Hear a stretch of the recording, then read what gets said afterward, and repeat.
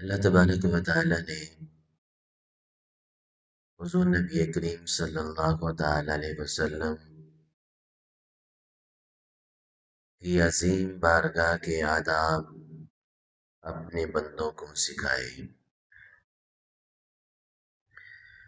یہاں تک کہ اگر میں یہ بات کروں، حضور علیہ السلام ابھی دنیا پہ تشریف نہیں لائے تھے تو سابقہ انبیاء حضور علیہ السلام کی بارگاہ کے آداب سکھاتے تھے۔ جب حضور تشریف لے آئے تو حضور کی موجودگی میں حضور کے سامنے قرآن کا نزول کر کے اللہ تبارک و تعالی نے اپنے یار کے مزار، اپنے یار کے دربار، اپنے یار کی درگاہ کا حضور کے غلاموں کو ادب سکھایا، اور یہ ایسا ادب ہے، حضور موجود تھے تب بھی یہی ادب تھا، حضور نے وصال ظہری فرمایا تب بھی یہی ادب ہے،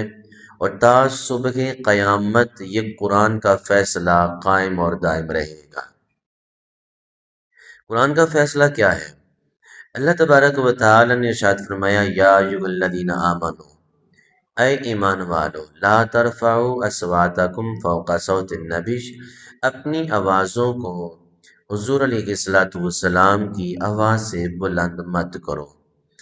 وَلَا تَجْهَرُوا لَهُ بِالْقَوْلِ، اور نہ ہی ان کی بارگاہ میں اونچی آواز کرو، نہ ہی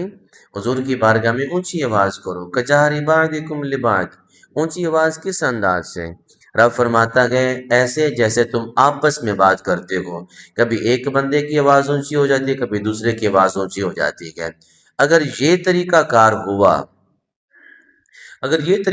ہوا حضور کی آواز سے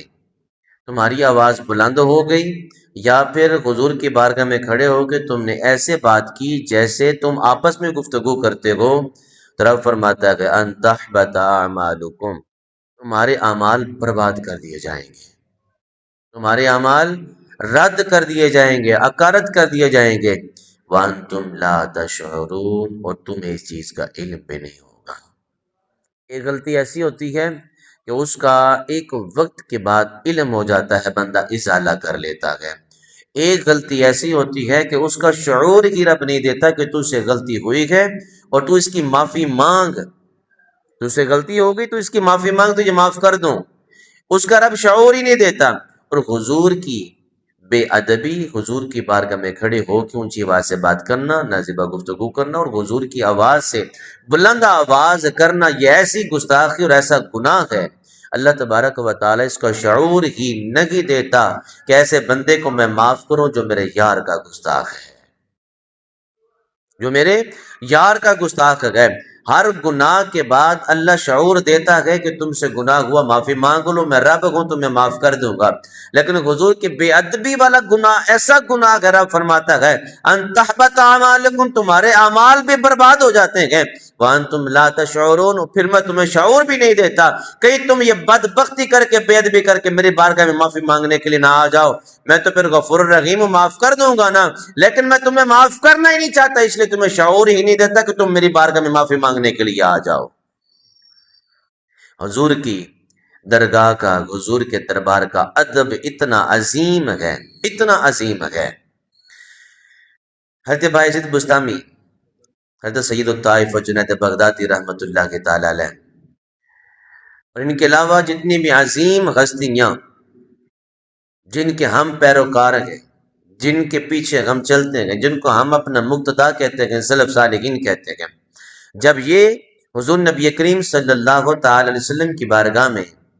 جاتے حاضری کے لیے تو اپنی سانسوں کو بھی بڑے بادب طریقے سے نکالتے اور واپس لیتے، کہیں ہمارے سانس بھی اونچی آواز سے نہ نکل جائیں، سانسوں کی آواز ہی نہ آ جائے، کہیں حضور کے بارگاہ کا ادب جو ہے وہ ملوث خاطر نہ رہے، کہیں ہم پکڑ میں نہ آ جائیں۔ یہ ہے ہمارے سلف صالحین، یہ ہے ہمارے بڑے، بات کرنا تو بڑی دور کی بات ہے، لیکن جب حضور کی بارگاہ میں جاتے ہیں تو سانس بھی بڑے ادب سے لیتے ہیں، کہیں سانس ایک غلط طریقے سے نہ نکل جائے، کہیں سانس لیتے ہوئے بھی بے ادبی نہ ہو جائے۔ یہ ہے بزرگان دین، یہ ہے آپ کا طریقہ، یہ گئے بزرگان دین کا حضور کی بارگاہ میں جا کر ادب کرنے کا انداز، اس انداز سے ادب کرو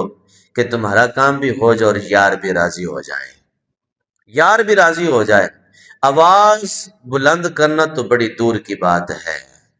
وہاں پر حضور کے غلام اپنی سانسوں کو بھی بڑے اچھے انداز سے لیتے ہیں،